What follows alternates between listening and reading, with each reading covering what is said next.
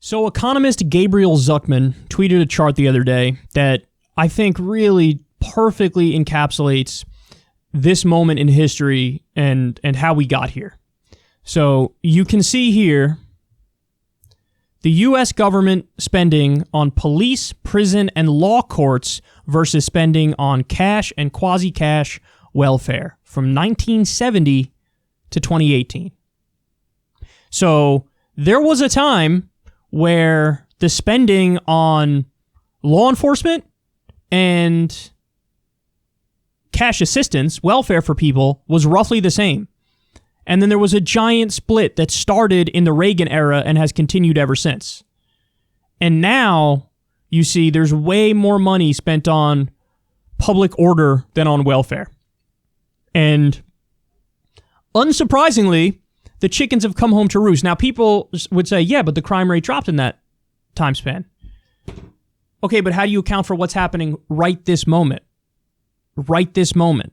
Where there's been every year, there's been high-profile cases of police brutality and killing, usually of unarmed black men, but it's not always black men. It's everybody who's, in an unfortunate economic situation. They certainly aren't treating Wall Street people like this. So how do you account for that? We spent all this money on law and order, and then now we have an instance where law and order is completely breaking down. How do you explain that? Well, I would argue one of the reasons why we're at this point is, yes, George Floyd was the spark, police brutality was the spark, but people only snap when they've hit their breaking point. And there's a lot of pain and misery underlying what led to getting everybody out in the street.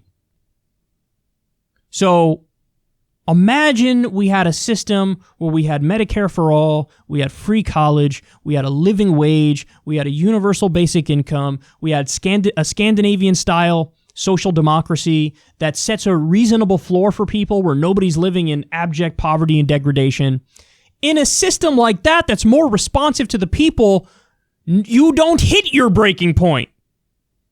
Now, you absolutely need to address what's going on with policing, and you absolutely need to implement the Campaign Zero reforms, and you need to, every single bad cop in the country should be fired. And whatever percentage you want to say that is of the police force, and we could argue over that all day. The conservatives will say it's a lower percentage, lefties will say it's a higher percentage. All of them should be fired and gone. But the point is, you don't get to this point unless the groundwork has been laid to get us to this point. And the groundwork is, fuck the people. Look at what happened with the Corona bailout bill. The government rushed in and said, hey, how about we give $5 trillion to wealthy corporations? Have no oversight. Let Goldman Sachs lackey Steve Mnuchin, the Treasury Secretary, determine where the money goes. So they're swimming in cash. We fully implemented corporate socialism. And at the same time, people got crumbs. And the second that they allow evictions and foreclosures, we're going to have a crisis of evictions and foreclosures. We have over 20% unemployment. We have up to 43 million more Americans who are going to lose their health insurance because their health insurance is tied to their jobs, which they no longer have. The system has fallen apart. People do not have a chance at success. When you don't have a chance at success, when you have no hope for the future, and then you see the cops willy-nilly murdering somebody who's not a threat to them, you know what happens? People snap. That's what happens.